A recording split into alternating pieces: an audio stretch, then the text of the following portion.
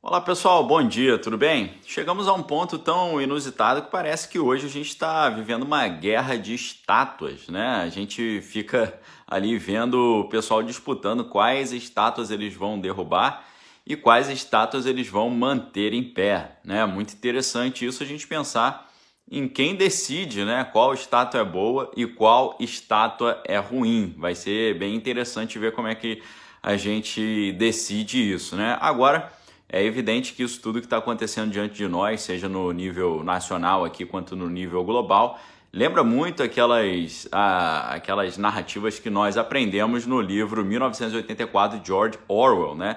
Que fala sobre o Ministério da Verdade, que tinha como único e exclusivo fim reescrever a história, né? E a gente sabe que derrubar estátuas ou manter estátuas de pé está diretamente relacionado com você mudar a abordagem sobre os fatos históricos, né? Você tira as estátuas de personagens que você considera que não sejam positivos, né, benéficos, e você substitui por estátuas que você considera boas, interessantes e benéficas, né?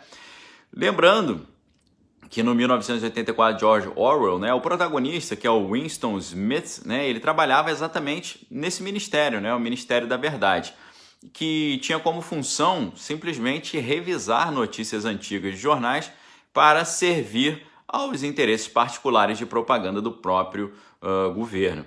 Nesse livro, ele explicava que o objetivo, né, por exemplo, era mandado ali o Winston, né, ele recebia ordens para mudar retroativamente uma informação sobre, por exemplo, racionamento de alimentos, né, para refletir novas políticas, tá?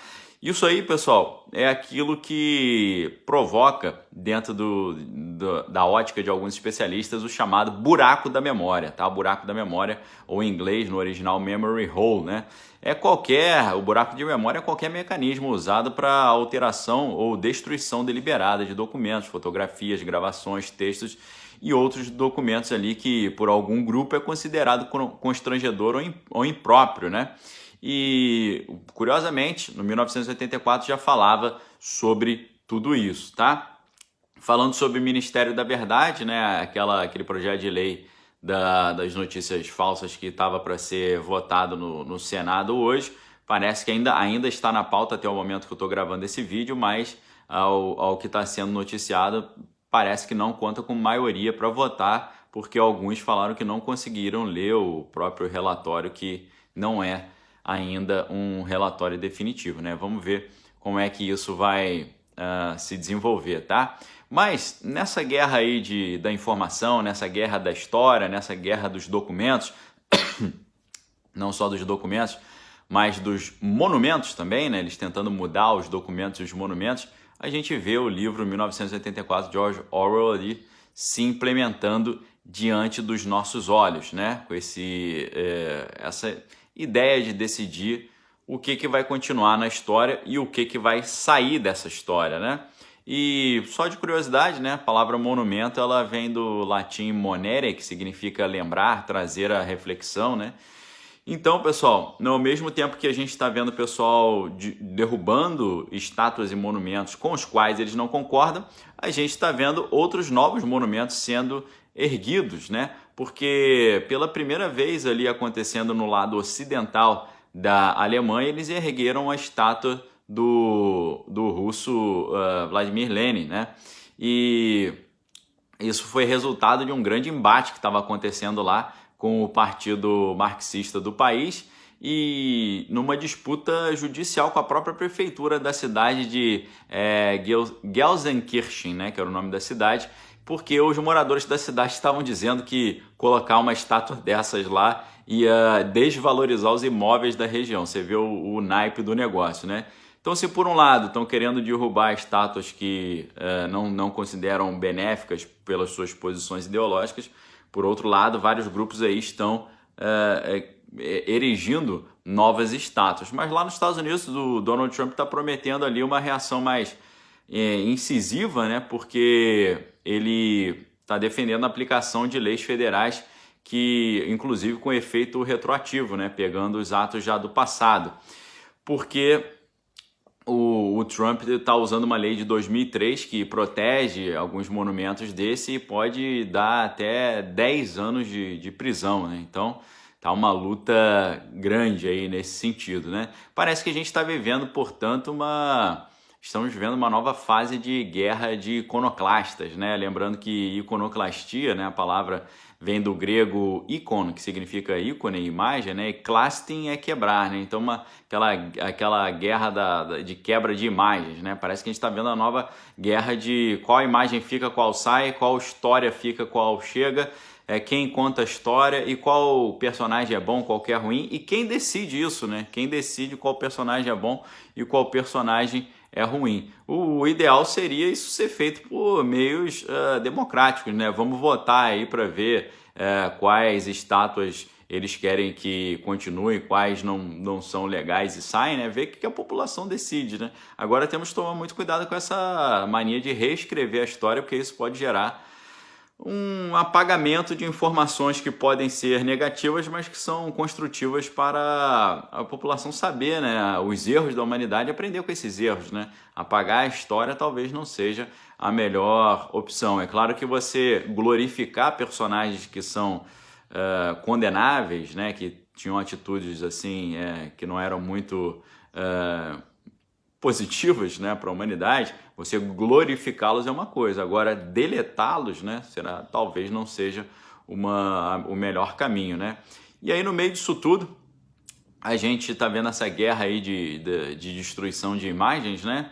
Imagens destruídas de um lado, imagens erigidas de outro, e no meio disso tudo estão chegando aí os mais poderosos destruidores, né? Não de imagens, mas destruidores de plantações, né? Que são os gafanhotos, né? Como se já não fosse suficiente a crise de saúde, crise econômica e crise política que nós estamos vivendo, agora a gente está sob a ameaça de uma nuvem de gafanhotos que está se aproximando lá a partir do sul do Brasil, tá? O Ministério da Agricultura, Pecuária e Abastecimento já liberou lá um alerta sobre essa nuvem de gafanhotos que está chegando ali, saindo da Argentina e vindo em direção ao Uruguai e também ao Brasil, né? De acordo com a pasta, né? De acordo com esse ministério, eles estão fazendo esse monitoramento ali, especialistas argentinos estão de olho nessa movimentação dessa nuvem de gafanhotos, né? Já alertaram também as superintendências ali de defesa agropecuária para que eles fiquem atentos e se antecipem, né? Realizando as medidas necessárias para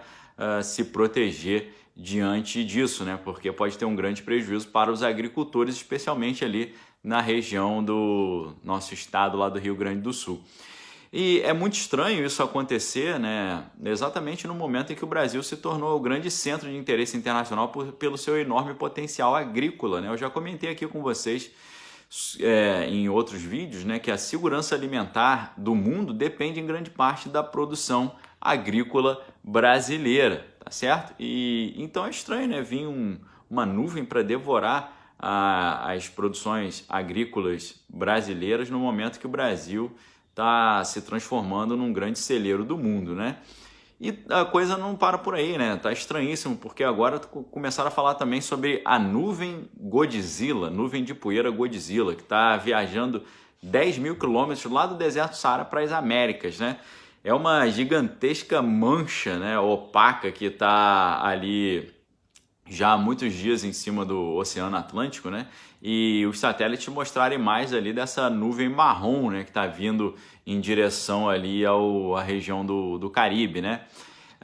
Essa nuvem, ela não é algo novo, né? É algo que acontece ali, é comum, é um fenômeno recorrente, mas os especialistas estão dizendo que ela está mais forte nesse ano de 2020, né? Isso é algo para a gente ficar atento.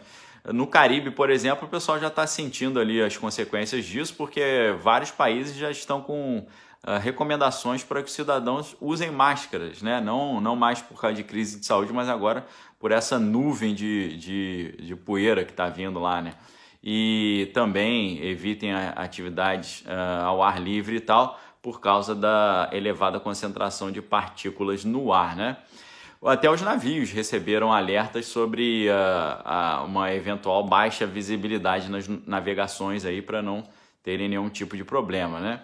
Uma especialista do Instituto de Ecossistemas Tropicais da Universidade de Porto Rico, que é a Olga Mayol, ela disse que essa nuvem atual tem uma concentração de partículas que é bem maior do que aquela observada nos últimos 50 anos, tá? Ou seja, é uma nuvem que dentro dela tem muito mais partículas ali concentradas, né? Então, um negócio muito estranho, né? A gente olha isso tudo, parece que a gente está diante de um cenário bíblico, né? Quase apocalíptico. Mas, já que estamos diante de um cenário bíblico, é bom lembrar que a própria Bíblia já havia oferecido um caminho, né, para a gente superar isso tudo. Basta a gente dar uma olhada no que está escrito lá no segundo livro de Crônicas, capítulo 7, dos versículos 12 a 14, né? Tem um texto muito interessante de algo que Deus diz para o rei Salomão, né? A passagem diz o seguinte: de noite apareceu o Senhor a Salomão e lhe disse: ouvi a tua oração e escolhi para mim este lugar para a casa do sacrifício. Se eu cerrar os céus de modo que não haja chuva, ou se ordenar aos gafanhotos que consumam a terra, ou se enviar a peste entre o meu povo, se o meu povo, que se chama pelo meu nome, se humilhar, orar e me buscar e se converter dos seus maus caminhos, então ouvirei dos céus, perdoarei os seus pecados e sararei a sua terra. Olha que interessante isso, Deus falando sobre secas, falando sobre gafanhotos e falando sobre pestes. E o que ele diz para o povo fazer? Meu povo, que se chama pelo meu nome, se humilhar, orar e me buscar e se converter dos seus maus caminhos, então ouvirei dos céus, perdoarei os seus pecados e sararei a sua terra. É essa dica que eu deixo para vocês, tá? É claro que no universo humano tem muita coisa para ser feita, mas o que está na nossa altura aqui para fazer, né? O que é simples de fazer, você se concentrar e orar, então eu deixo essa dica para você, tá? Busca o Senhor, converta o seu coração, para que Deus possa ouvir as nossas preces lá dos céus e vir sarar a nossa terra, tá certo? Desejo um excelente dia para vocês, uma quarta-feira abençoada, uma semana abençoada, que Deus proteja o Brasil, nos livre de todos esses males aí, em nome de Jesus. Um abraço a todos, galera, obrigado pelo apoio. Se você quiser se tornar membro, clica aqui no primeiro link aqui embaixo, onde a gente tem vídeos exclusivos, chamado Direto do Bunker, todos os dias à noite, onde a gente trata de assuntos aí relacionados a como se proteger das manipulações, né, mostrando como eles fazem as estratégias para tentar influenciar a opinião pública, e eu mostro ali como você desvendar essas estratégias para não ser engalbelado por elas, tá bom? Fica o convite, primeiro link aqui embaixo. Obrigado pela audiência, fique com Deus e até a próxima. Valeu!